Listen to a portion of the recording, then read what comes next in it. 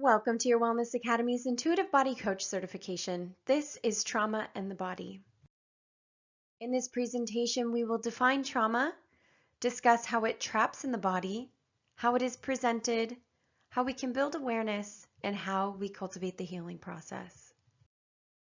Trauma defined: a disordered psychic or behavioral state resulting from severe mental or emotional stress or physical injury. Trauma, which might be thought as what happens to a person where there is either too much too soon, or too much for too long, or not enough for too long. This creates autonomic demand that shapes the system away from connection towards protection. Trauma is an event that separates you and creates an establishment in your brain and your body of information that actually dictates how you respond to information moving forward. How trauma traps in the body. It can be behavioral. Trauma is different for every person and body. However, behavioral circumstances can present as the result of trauma. We can see attention deficit hyperactivity, post-traumatic stress, obsessive compulsive, depression, bipolar, anxiety, and more. These don't always have to be diagnoses that people are born with because of differentiated neural pathways or neurochemical imbalances. These imbalances or responses to information can change based on traumatic events or consistent reinforcement of narrative that creates these outcomes. It can also be physiological. Dis-ease is physical manifestation of trapped emotional or physical trauma. We can start to see disease present itself in different variations in the body because of traumatic experiences. We can start to see people become ill because of an event. It can also be metaphysical. There can be a loss of connection to your intuition and your clairs. When the metaphysical is how we respond to trauma, it can disassociate us from our bodies. We can start to live in hypervigilance and only respond to information based on our trauma, instead of body connection and intuition. How trauma is presented. Without the proper tools to support and release trauma, it will most likely present with classic post-traumatic stress disorder symptoms and curate your responses in life. It can present itself in ways of intrusion and creating anxiety and panic. It can be presented as avoidance, which establishes isolation and numbing techniques. It can present itself in a way of hyperarousal that creates restlessness and hypersensitivities. We can also see hypoarousal that creates a lot of tired, detached, lethargic feelings and responses. Any of these variances is how people respond to information as a result of their traumatic experience.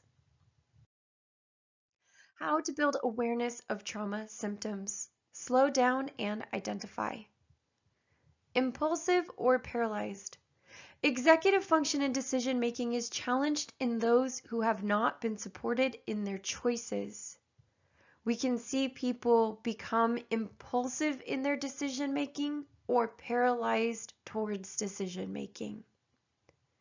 We can become inattentive and controlled. There can be rebel or obliger tendencies that stem from controlled environments and lack of consistency. If someone is not supported and given an environment of consistency, we can see people be inattentive to information and conversations, or we can see them be controlled by others or have other controlling mechanisms. We can also see lack of self-confidence. Unless a person has been raised in a comforting and supportive environment constructing healthy confidence and executive function, they will be devoid of providing themselves the appropriate confidence needed to create change or stability. We can also see physiological manifestation and doom mentality. Trauma will respond in phantom pain and impending doom until the emotional and psychic healing has occurred. We can see people develop debilitating mental health or debilitating physical disorders as a result of trauma. Oftentimes, we can see people with phantom pain or feelings of impending doom because of these occurrences and events. It is very important to be able to create a space where emotional and psychic healing can occur so that we can start to repair these systems. We don't heal in isolation, but in community. How we cultivate the healing process. The truth will set you free.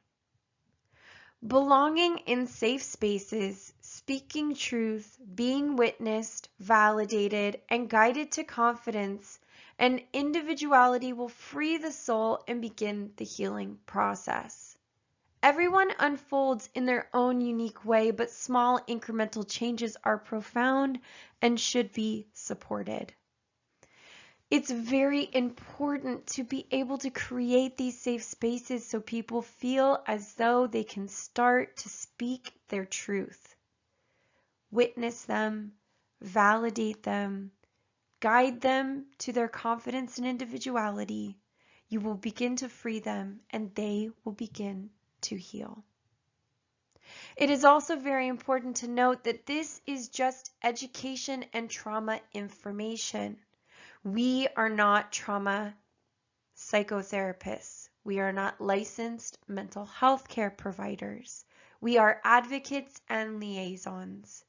We can still hold space, we can still witness, validate, and give confidence. We can inform, and we can help others to bridge gaps. But it is also important for us to help our clients understand that if and when they need a mental health care provider, we will support them and provide that information for them. Being an intuitive body coach is a liaison to those who also are doing this work in tangency. So we can do them in tandem together to be able to create that relationship so there is a holism in their healing. So what we want to do as intuitive body coaches is create a synergistic healing environment that creates holism and a team. Spiritual teams and working together are very important when we are working to help our clients set themselves free.